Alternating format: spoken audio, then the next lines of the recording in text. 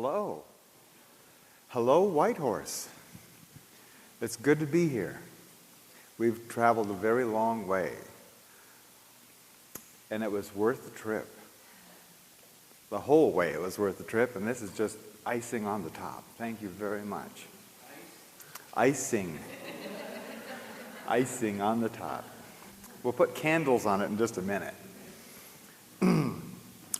Before I even get started, how many people have already seen a video that I did or have been to the web page? How many people have seen the video? Okay, about 1/4 of you. And how many people here have studied anything about the Mayan calendar? About 1/3. Okay, that gives me an idea of who I'm talking to and what I'm going to have to say. And we're going to go through some very, very basic information about the Mayan calendar. Probably much different than you thought you would hear. We're going to be covering some very new ideas. And that's the whole reason for you being here. I want to make sure, like Madeline, my partner, said, if at any time during this talk, oh, and come on in. If at any time, oh, you too, come on in. We've got some more people showing up. If at any time something isn't really clear, raise your hand, because this is not a lecture. This is a conversation. This is a two-way street here, okay? It is my job to make sure that you are imparted this information and that you understand it. It's your job to make sure that I'm doing that. Okay? All right.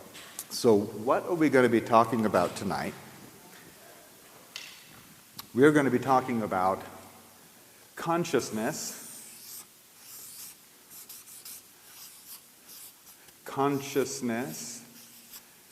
and calendars.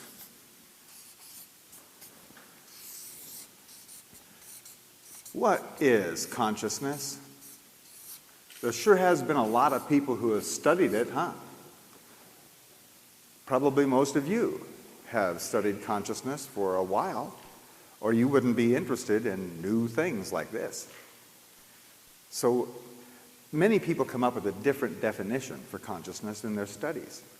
And it's really useful for us all to have an agreement when we get started here of what consciousness is. And one that I've found works really well, and I'll just throw it out as an idea, is that consciousness is the awareness of being aware. Whenever you've noticed yourself noticing something, you have been experiencing your own consciousness.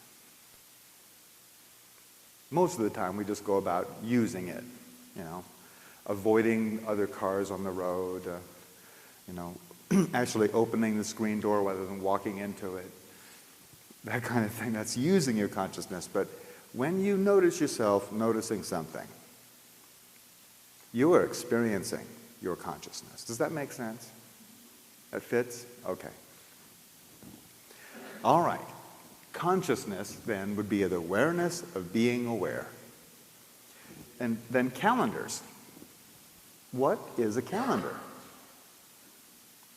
This is stuff that you didn't get talked about in school very much. But a calendar is the absolute dead center of any civilization. It is the pinpoint center of any civilization. It's calendar. Why? Because absolutely everything in that civilization revolves around its calendar. Due dates, bill dates, when you're supposed to be at work, when you're supposed to go into grammar school, when you're supposed to graduate, how old you are. All of those things are relative to the calendar. including the evaluation of your performance. How many widgets can you produce by Wednesday? That's how valuable you are. It's all related to the calendar. A calendar is an agreement of a society or a civilization of what day it is or what time it is. And that is the absolute dead center of any civilization's consciousness. Your consciousness of what has come before or what will come in the future is all related to our calendar. Can you see how pivotal that is? In fact, it's a funny thing about consciousness. Consciousness always has a location. It looks sort of like this. Here's a pinpoint here. More like a target that represents your consciousness. Your consciousness is oriented by two considerations. A consideration is a decision on how things are. Okay? These considerations, one of them is time, and the other is place. Time and place is the orientation of your consciousness. It's actually working right here and right now. Some time ago, you had the consideration that you would be at this talk. And ever since, you have been handling things that came up and your own considerations to where you would be in this place. This time and this place. It's been that way throughout your whole life. Time and place, time and place, time and place. So here you are, in this time and place. Welcome. As a matter of fact, you've probably noticed that different places have a different orientation to their consciousness. How many people have been to Vancouver? Okay. Does Vancouver have a different consciousness than Whitehorse? Yes. And when you were in school, you studied about different times, didn't you?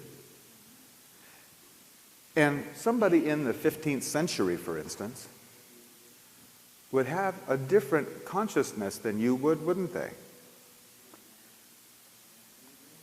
There are things that wouldn't quite fit in their consciousness that you are using every single day. And there are certain things that they had to do every single day, like carrying water, for instance, that wouldn't fit so comfortably in your consciousness, would it? So different times have a different orientation of consciousness, as well as different places. But this orientation, this time and place, what this is, this operation, is it's actually establishing a thing called your viewpoint. Your viewpoint. This is your point from which you view the universe.